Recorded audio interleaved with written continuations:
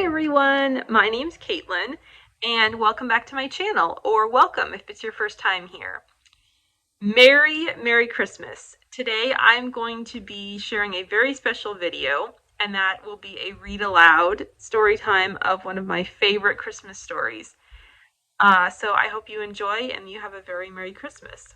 I will be reading a book called Mr. Darcy's Night Before Christmas. Yes, that is Jane Austen's Mr. Darcy from Pride and Prejudice.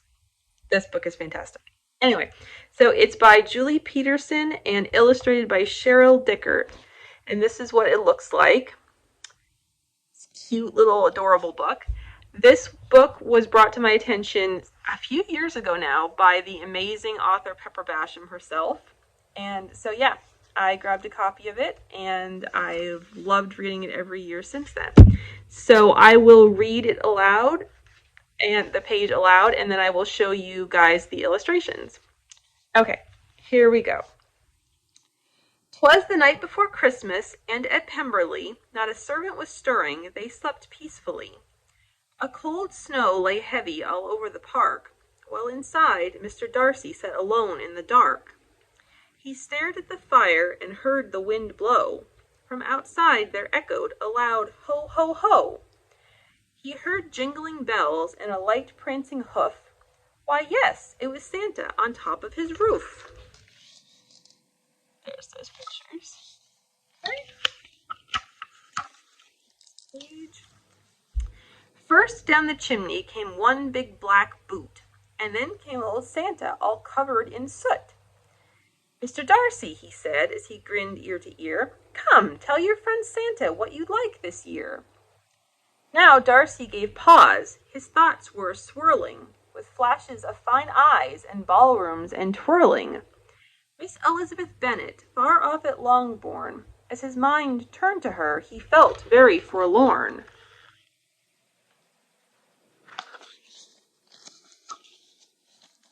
I have a large fortune and quite a good life, but as a man single I'm in want of a wife. There is a young woman who sparked my interest, though I doubt from my status that she is the best. Santa furrowed his brow and he stroked his white beard. Darcy's great pride was much worse than he'd feared. What could he do? So proud Darcy would know that obeying his heart was the best way to go.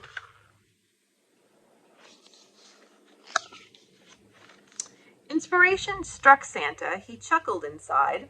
Mr. Darcy, said he, let us go for a ride. You can help me fill stockings on this Christmas night, and maybe we'll find a Mrs. Darcy. All right?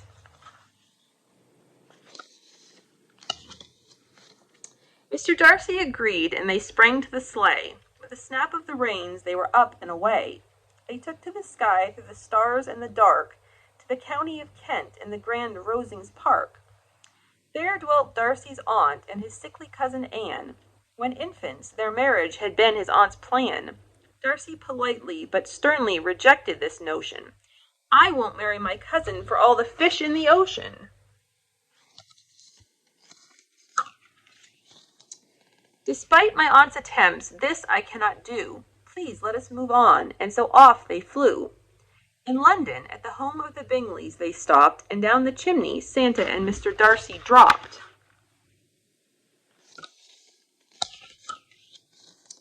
Charles is a fine friend, congenial to all, said Darcy, but he's been subdued since this fall.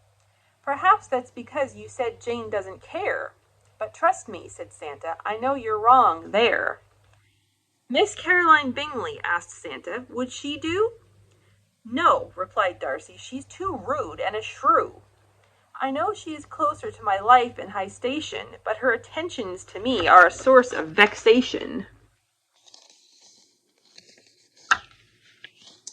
Very well, replied Santa, she's all wrong for you. Now quick, fill these stockings, there's a lot left to do. They took off once more through wintry London town, and in front of an orphanage landed back down. They softly tiptoed between the rows of small beds, while the orphan children rested their wee little heads. Santa filled all their stockings, while Darcy trimmed the tree. He imagined their faces filled with wonder and glee.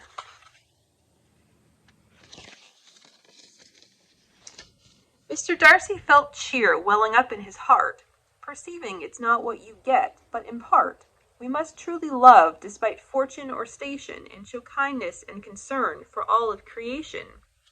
At this realization he paused and he pondered. Why am I so stubborn? He silently wondered. And turning to Santa, he knew what he wanted. He was willing to take on that challenge, undaunted. Oh, Santa, I think you know the wife I desire. Let's proceed with all haste into far Herefordshire. And again through the heavens the sleigh took its flight, until the estate of Longbourn was in sight. Peeking out from the chimney they saw, still one light shone. Look there, whispered Santa, I fear we're not alone. In front of the fire, with her feet all tucked under, Miss Elizabeth Bennet lay sweetly in slumber. Santa chuckled. Though you thought her to be tolerable only, without her quick wit you would surely be lonely. You now find her handsome and tempting enough, but winning her heart may prove yet a bit tough. She's seen your disdain and has heard Wickham's slander. Tell her the truth about him with the utmost of candor. Now I'll wake her quite gently and give aid to your cause. So Elizabeth woke to the face of Santa Claus.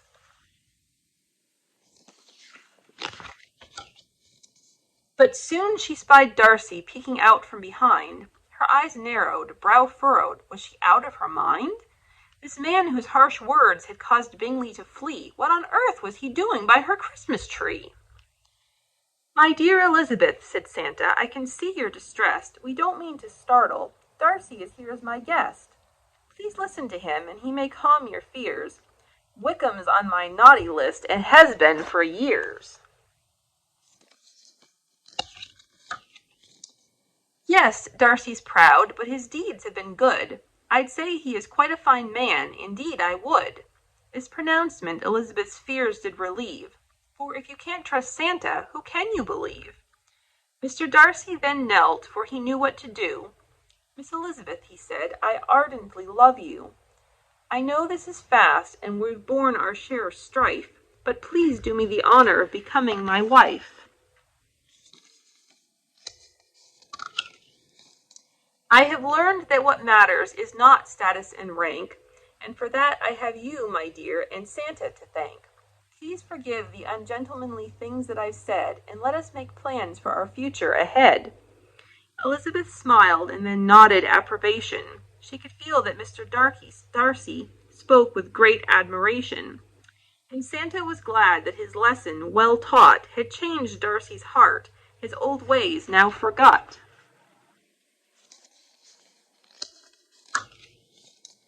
Santa left the two right there, beneath the mistletoe, finished filling stockings and made ready to go.